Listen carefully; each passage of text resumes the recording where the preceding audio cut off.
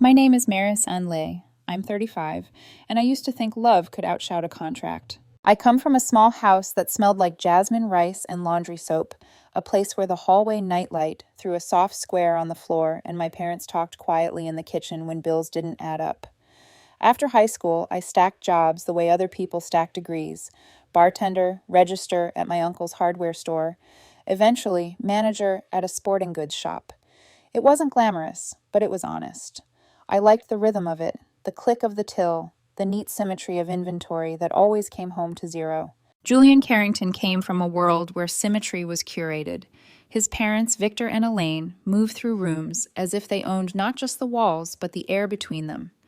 Victor's compliments always had weight, like gifts you had to hold with both hands. Elaine's smile was a blade in velvet. One raised eyebrow could rearrange your mood. When Julian proposed by the lake near his parents' estate, dragonflies stitching the water with silver, I said yes, without needing to test the wind. I knew we came from different maps. I believed we could redraw one together. Just a formality, Victor said, the afternoon I signed the prenup in their sunroom, as if the lemon water and the pen were part of the same tableau. We protect what our family built. Elaine added coffee to my saucer, not because I asked for it, but because that's how she framed kindness. Pre-poured, pre-decided. Julian stood a little off to the side, throat working, hands clasped. I wanted him to take my hand, to say my name. He didn't. The document was simple in a way that wasn't simple at all. Any gifts, inheritances, and family trusts remained his separate property. But any major asset or windfall acquired during marriage, including lottery or game show winnings, would be marital property. I remember thinking that line was oddly specific, like a locked door at the end of a hallway I would never walk. I signed. Love, I told myself, was bigger than paperwork. 6 months later, we married by the same lake. My mother cried softly through the vows. My father shook Victor's hand with a politeness that carried a warning I refused to translate. The reception had orchids that looked too perfect to be alive. I floated through it all, the way a person floats when everyone else is holding the net. We moved into a glass-bright condo in the city. A gift, Victor said, meaning the down payment was his, the mortgage would be ours. Every time I set a plant on a windowsill, Elaine would sweep in 2 weeks later with an interior designer who spoke in palettes. They replaced our couch while I was at work. They repainted the bedroom because the light deserved better. Julian would squeeze my shoulder, call it helpful, and we would eat takeaway on a rug I didn't choose. We had the usual money squabbles, the way $1 meant choice to me and a cushion to him. But we also had Sunday mornings and burnt pancakes, and the guilty thrill of sleeping through alarms. I told myself that meant we were okay. The phone call that detonated our life arrived on a Tuesday. I was reshelving cleats near the back wall when Julian's voice, bright and unsteady, spilled through the speaker.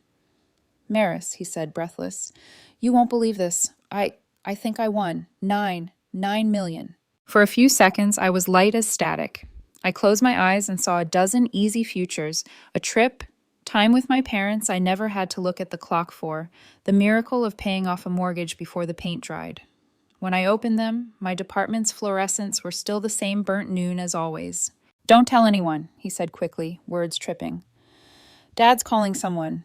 A specialist, a tax guy. It's complicated. We'll claim it right. We need to be careful." "Okay," I said. "We'll go together." A beat. "You might feel out of place at these meetings." My fingers curled around the phone. "Out of place with my husband's money?" "Maris, it's just... this is a lot. I'll explain later." Later moved like a mirage. That week, there were meetings I didn't attend, phone calls that rounded themselves off when I entered rooms, an entire vocabulary I wasn't invited to learn. Julian started coming home late with the smell of expensive scotch and new caution in his eyes. He looked both exhilarated and haunted, as if he'd found a secret door and was terrified I might want a key. The bomb dropped on a Thursday. I came home to find Elaine in the kitchen, reorganizing the spice drawer like she'd been waiting to rearrange the molecules of my life. Julian stood by the window, posture formal, mouth pulled tight. "We need to talk," he said. Elaine didn't leave the room. Julian's voice was careful. the way people are careful when they believe carefulness will make cruelty gentler. My parents' counsel advised a separation. For clarity, I'm filing for divorce. He gestured at an envelope on the counter. You'll need to vacate the condo by the weekend. It's safer if we handle things cleanly. I thought about the plant I'd moved 3 times to find the right light, about my mug on the second shelf that said "Good Chaos" in letters that suddenly felt like a dare. I thought about the prenup like a rumor from a different lifetime. Then I thought about that oddly specific line, "Windfalls acquired during marriage are marital property." Safer, I repeated, tasting the word like something I might spit out. Safer for whom? Julian flinched. Victor's voice bled through the speaker of a phone on the island. He was on call, of course. This isn't personal, Maris. It's prudent. Everything is personal when you live in it, I said. I didn't shout. My voice didn't need to climb. The truth was tall enough. Elaine slid the envelope toward me with 2 fingers. Like a dealer laying down a card she was sure would win. We'll be generous, she said, and I felt the years of their generosity press against my teeth until I wanted to break something. I picked up the envelope, not because I would accept what it asked, but because I collect evidence when people try to rewrite my life in ink. That night, I took my duffel and went to my parents. My mother's anger was a thin, bright thing. My father's was quiet, the kind that moves furniture when no one is looking. He called a friend, a family law attorney, with a nervous laugh and the kind of competence that doesn't need to perform. I slid the prenup across his desk. He read in silence, then exhaled in a way that turned into a chuckle he couldn't swallow. They put this in front of you? He asked. Yes. And they drafted it? Yes. He tapped the page with his pen. They shot themselves in the foot. He angled the document toward me, finger under that precise sentence. All financial windfalls, including but not limited to lottery or game show winnings, shall be considered marital assets unless expressly designated otherwise. My heart did an odd, shameful thing. It didn't leap. It steadied. I hadn't imagined the door at the end of the hallway. I just never expected to need it. Listen, the lawyer said, voice sliding into the register people use when delivering good news they have to measure. It won't be easy. They're wealthy and well-connected, and they will make this ugly. But the language is plain. Unless a judge decides to juggle knives, you're entitled to a substantial portion. I swallowed. They told me to get out of my home. Then we'll file motions, he said. We'll freeze what needs freezing. And when they try to make you feel small, we'll make sure the paper speaks. 2 days later, Victor left a voicemail that sounded like a silk glove tightened into a fist. Back down, Maris. You don't deserve a cent. Don't make us do this the hard way. Elaine appeared outside my parents' house in a car that cost more than 3 of my childhoods, offering a kindly lump sum that wouldn't have covered my contributions to the mortgage. When I refused, she looked almost offended, like I'd broken etiquette. You're destroying our family, she said, voice brittle with disbelief. You started a fire and handed me a glass of water, I answered. I'm just choosing to find a hose. My lawyer filed to secure the winnings the same afternoon. He mentioned a forensic accountant in the same tone one mentions weather. Inevitable. Coming. We requested the judge order no large transfers. The calendar bloomed with dates. Status conference, discovery, hearing. I moved through them like a person crossing a river on stones, not looking down because depth can scare you out of your own legs. In the mirror, I practiced being calm. In the shower, I let the water be loud for me. At work, my boss clapped my shoulder and said, "We've got you." And I believed him because his accounts were always squared and he'd never asked me to be smaller than the truth. The last night before the first status conference, I lay in my childhood bedroom under the soft buzz of the same ceiling fan that watched me turn 16. I thought about promises and the rooms where they changed shape. I thought about the quiet part inside me that had been warning me since the day I signed in the sunroom, the part I'd ignored because love felt like permission to ignore myself. I closed my eyes and finally listened. The next morning, I put on a navy blazer that made me look like someone who could stand very still. And I walked into a courthouse where the air smelled like coffee and fear and paper. And I let the paper do what love couldn't. The courthouse hallway hummed with a kind of bureaucratic electricity. Voices lowered, shoes soft against tile, the steady pulse of lives rearranged by signatures. I sat on a wooden bench beside my attorney, a man who introduced himself only as Keenan, but carried calm the way some people carry perfume. Across from us, an art print of a lighthouse watched over storm-gray water. I took it as a dare. Status conference, the calendar said. 15 minutes, that would decide whether this would be a siege or a siege with rules. The doors opened and the Carringtons arrived like weather. Victor first, shoulders squared, suit so precise it might have been ironed on his body. Elaine beside him, pearls like punctuation, lips a measured line. Julian trailed half a step back, not because he was smaller, but because he was shifting weight between worlds and hadn't yet chosen where to land. Their counsel fanned out. 4 attorneys, 1 junior clutching binders, and a man with a tablet who smelled like spreadsheets, the financial advisor. "Don't look at them," Keenan murmured. "Look at me. We are not here to stage a movie." We were called in. The judge, mid-50s, sharp eyes, hair gathered like a verdict, leaned on her elbows, and invited brevity. Carrington counsel went first, moving gracefully through a prearranged choreography. "Your Honor, the condo is separate property. The down payment was a paternal gift.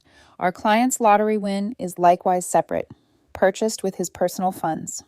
We request that Ms. Lay vacate the premises permanently and that no freeze be placed upon Mr. Carrington's accounts. He requires flexibility to position the winnings tax efficiently." Keenan didn't flinch. "The prenup says otherwise, Your Honor. The down payment did not convert the mortgage into separate property. My client's ongoing payments and occupancy create equitable interest. And the windfall clause is unambiguous. All financial windfalls, including but not limited to lottery or game show winnings, shall be considered marital assets unless expressly designated otherwise. There is no otherwise. Additionally, bank records show the ticket was purchased using a joint account card." One of their lawyers smiled with too many teeth. "An accident. The card was used unintentionally." Keenan slid a page forward. A receipt, time-stamped. The same card used for groceries and utilities in Ms. Lay's name and Mr. Carrington's. The judge tapped her pen against a legal pad. "Accidents make poor law." She turned to Carrington counsel. "Until we sort this, there will be no dissipation of assets. The court freezes all substantial lottery proceeds and associated accounts. Both parties will provide a sworn accounting. As for the condo, no unilateral eviction. Ms. Lay is to have access to collect her personal effects at a mutually agreed time. Any dispute over fixtures will be handled in mediation, not the hallway." Victor exhaled sharply through his nose. I felt it like weather changing. "Next hearing in 6 weeks," the judge concluded. "I expect precise documentation and fewer adjectives." Outside, Elaine's heels clicked after us. "Keenan," she said sweetly, "I know your firm's reputation. Surely we can resolve this like adults." Her eyes shifted to me. "Maris, dear, it's senseless to scorch a family over a misunderstanding." "Families don't eject daughters-in-law like maintenance staff," I said. "And misunderstandings don't require 4 attorneys." She lifted her chin. "We'll be in touch." They were within hours. First, a voicemail from Victor. "Back off, or I will ensure you end with nothing. Not even your job." I sent it to Keenan without comment. He replied with a 3-word text. "Documented. Thank you." Then Elaine appeared. Curbside outside my parents' house in a low, sleek car that didn't belong on our block. She stepped out, her pity arranged carefully. "I'm here to save you from yourself," she said, pressing a cream envelope into my hand. "A lump sum. You can start over. A clean exit is worth more than any protracted embarrassment." I didn't open it. "Is the amount more than my total mortgage contributions?" I asked. Her silence told me everything the paper would have said. "Keep it," I told her, and held the envelope out. She didn't take it back, so I set it gently on her windshield wiper, like a thank you card from a neighbor you barely know. That evening, Keenan filed motions to secure the winnings, to compel disclosure of accounts, to forbid extraordinary transfers. He used quiet words. They had more force that way. He also engaged a forensic accountant, a woman named Rios, whose email signature included 3 accreditations and no fuss. "If they move money, we will find the tracks," she assured me. "We follow the dust." By morning, a new front had opened. Reputation. A Facebook neighborhood group lit up with a post about a gold digger tearing apart a good family. On my shop's Google page, 1-star reviews sprouted, accounts with no history, identical phrasing about predatory behavior. My boss, Miguel, called me into the back office, shut the door, and slid his phone across the desk. I already flagged them as fraudulent, he said. Also told Victor to lose my number when he tried hinting my employee causes scenes. You're good here. I wanted to cry from the relief of being believed, but relief is a private organ. It beats under your ribs and no one else hears it.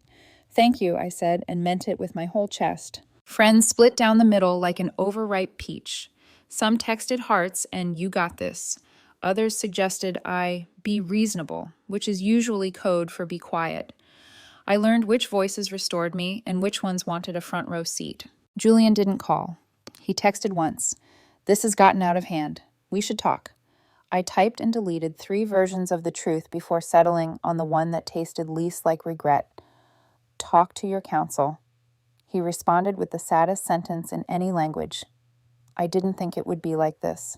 At midnight, my father knocked on my childhood door and set down a bowl of sliced mango the way he used to when I crammed for exams. He didn't say I told you so. He said, you're doing well. 4 words, a scaffolding. The next week was a map of maneuvers. Keenan requested discovery, statements, account lists, advisor communications. The Carrington side responded with a thicket of objections. Irrelevant, overbroad, burdensome.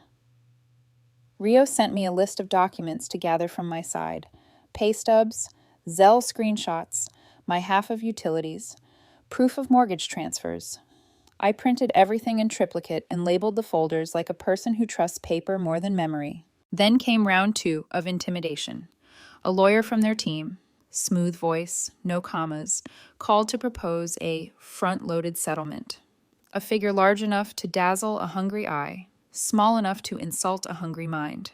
It buys you certainty, he said. Certainty of what? I asked. That you won't be dragged through mud. Your side already invented a swamp, I said, and hung up. Keenan congratulated me on not editorializing. You gave them nothing to twist.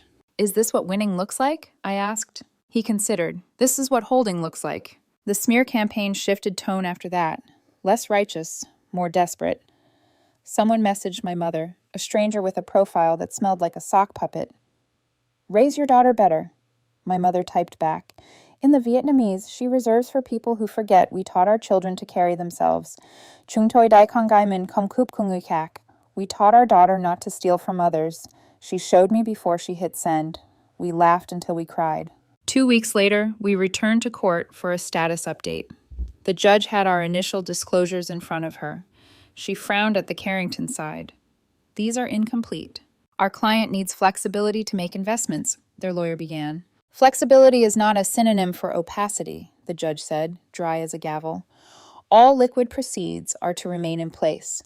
No trusts formed during this period. No transfers over $5,000 without court notice. Clear enough? Victor's jaw flexed, but words did not escape. Julian stared at the table, throat working. Keenan requested, politely, permission to inspect the joint account activity around the time of the ticket purchase. The judge granted it. If the card used belonged to the joint account, she added, that is probative. The word was a door opening. Outside, I found myself walking next to Julian without meaning to. The fluorescent stairwell made him look younger, like the boy he might have been if no one had taught him that wealth is a flotation device you can hog in a sinking ship. Maris, he said, voice lowered. I didn't plan it like this. I know, I said, because I did. Intent was not the only measure that mattered. But you let it happen to me anyway. He reached for my arm and didn't touch it. They kept saying it was better to keep things clean. Clean for whom? I asked again, and watched the question land in a place he was not ready to look. That night, Elaine tried one more round of kindness. She called my mother to suggest women talk, as if men were the mess and women the mops. My mother put her on speaker and let me listen as she spoke with the weight of every night she'd stretched a paycheck into a week. Your daughter-in-law is not asking for your son's inheritance, my mother said, measured, steady. She is asking for what your own paper promised. A pause. We can make this quiet, Elaine said. Yes, my mother replied, by being fair. Click. 3 days later, Rios emailed a neat bullet list. 1. No transfers detected to known offshore accounts. 2. Advisor attempted to open a trust post-status conference. Bank flagged it. 3. Purchase record confirms the lottery ticket was bought using the joint card at 7:42 p.m. on the date in question. Julian's device location places him at that gas station. Maris at work. Proof. in pixels and timestamps. Keenan filed a supplement with the court attaching Rios's findings. He included the prenup's windfall sentence as an exhibit, again, like a refrain that refuses to be drowned out. The Carringtons fired back with motions dressed up as arguments: intent, context, family expectations. The judge denied them all in a one-page order. Plain language governs. And just like that, for the first time since the lake and the lemon water and the careful pen in my hand, I felt the floor come back under my feet. We had another hearing on the calendar. We had a freeze. We had receipts and a clause that held like steel under the pretty paper.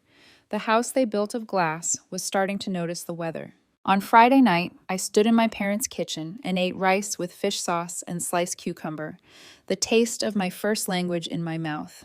My father set down his bowl and asked softly, "Con cometcom?" "Are you tired?" "Yes," I said, "but I'm not small." He nodded as if I'd passed a test nobody gives aloud. Later, alone in my old room, I looked at the prenup again, the same line I'd stared at the day I signed. It didn't feel like a loophole anymore. It felt like a promise made by people who thought they were the only ones allowed to cash it. This time, I would. The morning of the full hearing felt like stepping into a documentary where everyone already knew their lines. The courthouse buzzed with murmurs, coats swishing, papers shuffling like wings. I'd learned the rhythm by now, the standing, the sitting, the waiting. But this time it was different. This time, the air had teeth. Julian arrived first with his parents and 4 lawyers in tow. Elaine looked sculpted, untouchable in white. Victor's jaw was locked so tight, I could see the muscle twitching. Julian wouldn't meet my eyes. I wondered if guilt ever makes sound, or if it just hums quietly under your ribs until you forget how to breathe. Keenan whispered, "You ready?" "I've been ready since they handed me that envelope," I said. When the judge entered, the sound in the room folded into itself. She didn't waste time. "Let's begin," she said, voice crisp. The Carrington attorney, a polished man with perfect diction and a rehearsed frown, stood first. He spun a story about love gone bitter, about how I contributed little to the household beyond companionship. He said Julian purchased the lottery ticket with personal funds deposited by his father, and that the prize was therefore separate property. Every sentence was a small knife wrapped in etiquette. When he finished, Keenan rose with the quiet confidence of someone who prefers facts to volume. "Your Honor," he began, "this isn't a love story gone wrong. It's a contract story gone literal." He lifted the prenup, already tabbed and marked. This was drafted by the Carrington family, signed by my client under their terms, and within it lies one unambiguous clause. He read it aloud. "All financial windfalls, including, but not limited to, lottery or game show winnings, shall be considered marital assets unless expressly designated otherwise." The words hit the air like a match. Keenan continued, "This wasn't a mistake. It was foresight.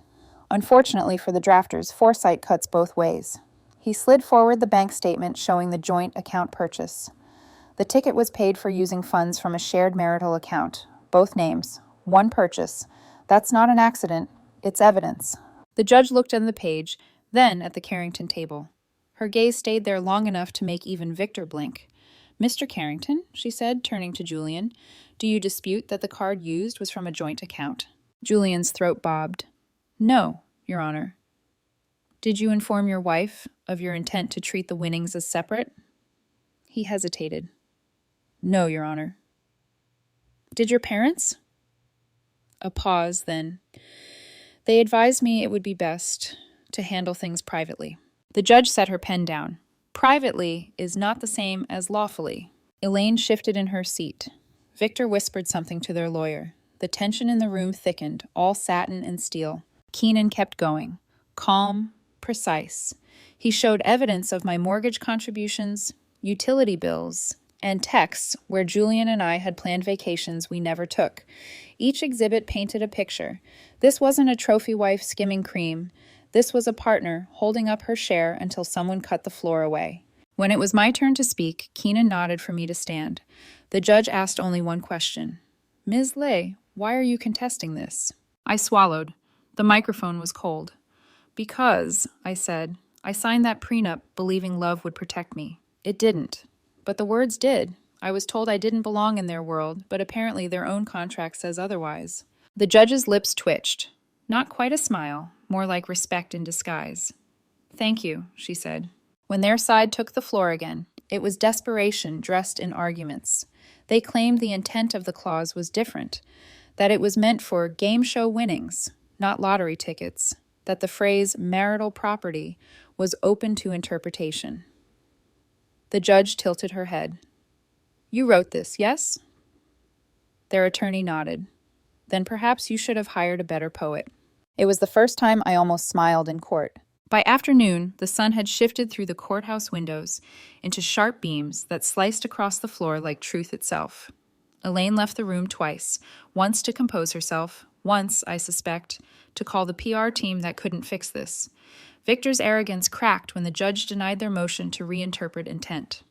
Julian just sat there, small beneath the weight of all that money he thought would make him big. The hearing closed with an order. All assets remain frozen until final ruling.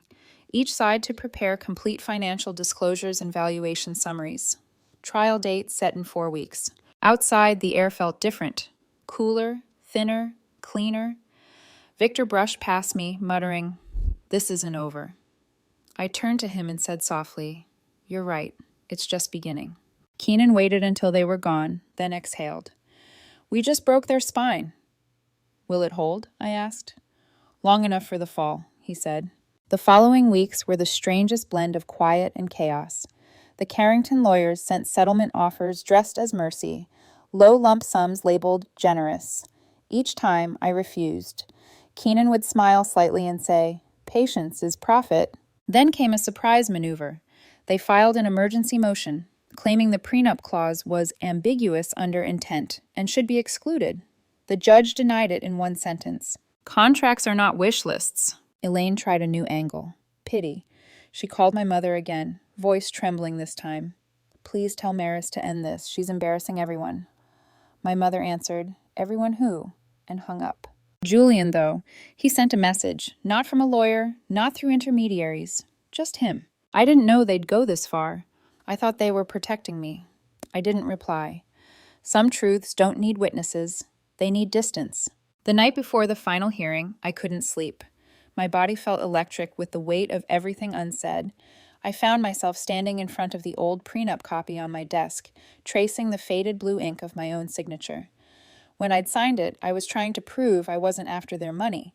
Now, fighting for what I deserved wasn't about money at all. It was about not letting them erase me. My mother's voice echoed from down the hall, gentle, certain. "You don't have to win, Maris. You just have to be right." And somehow that was enough. The next morning, I arrived at court to find cameras. Some local reporter had caught wind of a millionaire family fighting over lottery fortune. Victor looked furious. Elaine wore sunglasses indoors. Julian looked tired. Not angry, not guilty, just hollow. Inside, the judge flipped through pages, then looked directly at them. "Let's be clear," she said. "This court doesn't adjudicate pride. It adjudicates property." Then, one by one, she began dismantling their case. She recited the joint account transaction, the contract clause, the immediate divorce filing after the win, the eviction notice. Each fact landed like a hammer. When the judge spoke last, her tone was dry but decisive. "This court is inclined to treat the lottery winnings as marital property subject to equitable distribution. I will issue a written ruling accordingly." Elaine gasped. Victor's knuckles went white on the table. Julian looked at me, really looked, and mouthed, "I'm sorry," but the apology came years too late. The gavel fell, the case adjourned, and for the first time since the day I signed my name under their roof, the power had shifted, not with noise, not with revenge, but with the simplest thing they never expected me to have, proof. 4 weeks later, the courthouse smelled like rain and new beginnings. The ruling day. I sat on the same bench I'd sat on months before, but my hands didn't shake this time. I had learned that silence could be armor, and patience could be a weapon sharper than any insult the Carringtons could throw. When the bailiff called our case, I rose with Keenan, smoothed my navy jacket, and walked forward. Across the aisle, Julian sat beside his father, eyes hollowed out by sleepless nights. Elaine was already whispering to her lawyer, probably drafting the next version of control disguised as concern. The judge took her seat, adjusting her glasses as though she'd been waiting to deliver this moment. She looked at the stack of papers before her, then up at the room. This matter concerns the distribution of lottery winnings obtained during marriage between Ms. Maris Ann Lay and Mr. Julian Carrington. After review of all exhibits, testimony, and the prenuptial agreement drafted by the Carrington family. Her voice didn't rise, but every word felt like thunder in velvet. The court finds that the language of said prenuptial agreement is clear and unambiguous. All financial windfalls, including but not limited to lottery winnings, are marital property. The winnings shall therefore be treated as such. Elaine stiffened.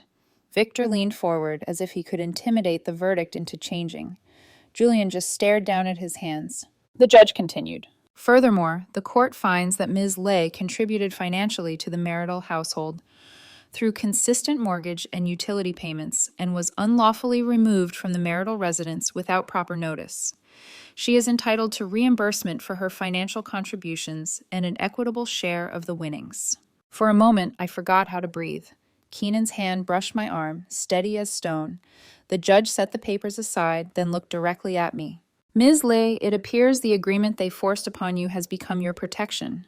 Poetic irony, if not justice. She signed her name. The gavel fell. Case closed. Outside the courtroom, Victor's fury was quiet and expensive. He strode past me, muttering, "You'll regret this." Elaine followed, her perfume sharp, her face drawn. "You could have been part of something greater," she hissed. I met her eyes. "I am. It's called peace." Julian lingered at the door. He finally looked up.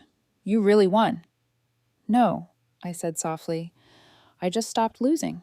He opened his mouth, closed it again, and walked away without another word. The settlement check arrived 3 weeks later. The number didn't make me dizzy, it made me steady. Enough to rebuild. Enough to help my parents finally replace the roof they'd been patching for years. Enough to remind me that justice isn't charity, it's math done correctly. Keenan called that afternoon. They tried one last stunt, he said, amused.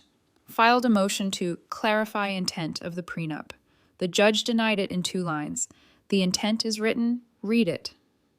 I laughed for the first time in months. Tell her I'd frame that. Miguel, my boss, threw a small dinner at the shop. Paper lanterns, takeout noodles, laughter that didn't feel borrowed. He raised a plastic cup. "To Maris," he said.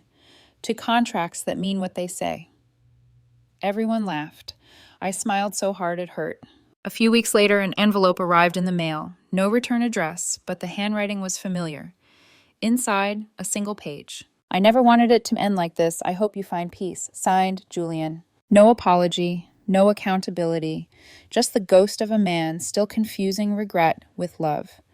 I folded the letter once, twice, and slid it into the same folder that held my copy of the prenup, proof of everything I survived. Spring came early that year. One morning, I walked through the park near my parents' house, the same one where I used to jog before shifts at the store. Children were laughing near the pond, and a breeze carried the faintest smell of rain. I stood there, closing my eyes, feeling the weight finally slide off. It wasn't the money that freed me. It was the moment I realized I didn't owe anyone silence to keep their comfort. A few months later, I used part of the settlement to open a small outdoor sports boutique. Nothing grand, but mine. My name on the sign, my hands on every shelf. When customers asked about my story, I just said, hard work and a few lucky clauses. Keenan stopped by sometimes, mostly to joke that I should sell prenup-themed coffee mugs. I actually made one. Read the fine print. It sold out. Rumors about the Carringtons drifted occasionally through the city's gossip pages. Their company took a hit. Elaine withdrew from her social circles. Victor stopped showing up at charity galas. Julian, last I heard, moved abroad for business consulting. Every so often, someone asked if I ever thought about forgiving them. I always said the same thing. Forgiveness isn't a gift for them, it's a door for me, and I already walked through it. One rainy evening, I sat in my shop watching water bead against the glass, and it struck me. The strangest thing about justice is how quiet it is when it finally arrives. No fireworks, no headlines, just calm. I thought of that line in the prenup again. All financial windfalls shall be considered marital assets. They had written it to protect themselves. They just didn't realize they were protecting me, too. For the first time in years, I smiled without fear of what came next. The story was over. The lesson stayed. When people show you what they value, believe them. When they hand you a pen, read what they're asking you to sign. And when life hands you the chance to walk away with dignity, take it.